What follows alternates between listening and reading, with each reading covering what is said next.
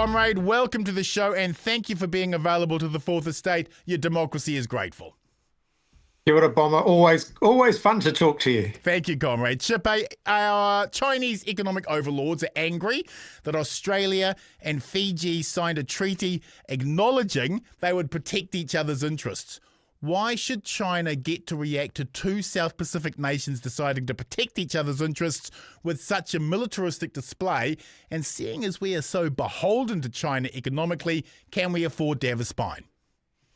Well, I think the Australia-Fiji deal actually makes sense. It's about preserving peace in the Pacific Ocean. Yes. We want the Pacific Ocean to be a zone of peace. And I think it's a pretty clear statement that Australia and Fiji will work together to defend that. I think that's something that New Zealand should sign up to as well. Totally. We don't want to see military escalation in the Pacific. Yeah. While China is flexing its muscles, America's new ambassador wants nuclear ships into New Zealand. Why would we want to be 1 inch closer to Donald Trump's America after what we've seen in Iran?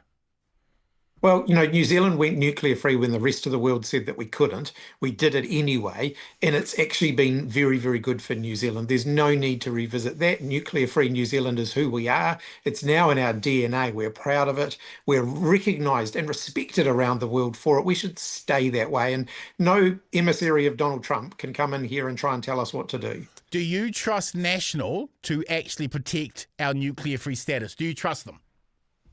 Look, National's track record on nuclear free is all over the place.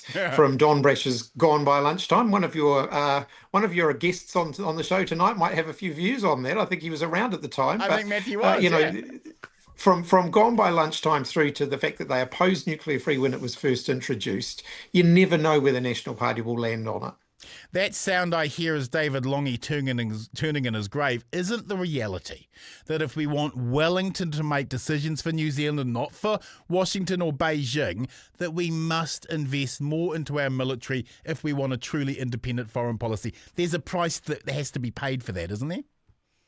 Well, we need a military, a defence force that's appropriate for New Zealand. So if we look at what we ask our defence force to do, obviously it's not just about defence, it's also about disaster recovery and response. It's about delivering aid in the Pacific and so on. And there's no question that some of the kit that they're working with does need upgrading, does need to be replaced. We saw during Cyclone Gabrielle that they were stretched to the point where they actually did need more resource, and we ended up borrowing extra support from Australia. So there's a case to be made for that. But there isn't a case for us to spend more money on defence just for the sake of it, or just because Donald Trump tells us to. Bingo. New Zealand First unbelievably wants to purge, and we've done the numbers, 700,000 permanent residents of the right to vote. Permanent residents who have spent a life building lives here while paying tax. One of the sacred values of democracy is no taxation without representation. Can the New Zealand Labour Party tonight tell those 700,000 permanent residents that you will not allow their right to vote to be extinguished by Winston's latest anti-migrant bashing? I can categorically tell those 700,000 permanent residents in New Zealand that their right to vote will be protected by Labour. But I can also tell them that at this election, their vote matters more than it ever has before, because if this government's re-elected, it may be the last vote they get to cast in New Zealand. So if they don't want that to happen, then they cannot vote for any of the three parties that make up this government, because their vote, we saw what happened last election when Christopher Luxon basically gave the small parties whatever they asked for. Winston Peters sits down after the election, says to Christopher Luxon, right, bottom line for New Zealand First is all those migrants aren't going to get the vote. And we just know what the National Party will do. They'll roll over and they'll say, oh, yeah, okay then. Talking of anti-migrant bashing, Bishop Brian Tamaki recently urged his angry followers to purge Muslim, Sikh and Hindu Kiwis from New Zealand and to burn down their mosques and temples. This isn't a free speech issue. He's inciting his followers to violence. Followers who already have a track record using violence against librarians for drag queen story time. Why hasn't he been arrested? If I told people watching this show to go out and firebomb National Party electoral offices, how quickly would the cops be on my doorstep? Well, Brian Tamaki is an absolute thug, and I don't want to give him any more publicity Preach, that preach. than he's already getting at the Yep. moment. But I do want to acknowledge our Indian community, who have been subject to a whole lot of outright racism over the last few months. Some of the debate around the India Free Trade Agreement, stoked up by ministers in the Yes. current government, has led to absolute overt racism towards Indian New Zealanders in a way that's just totally unacceptable.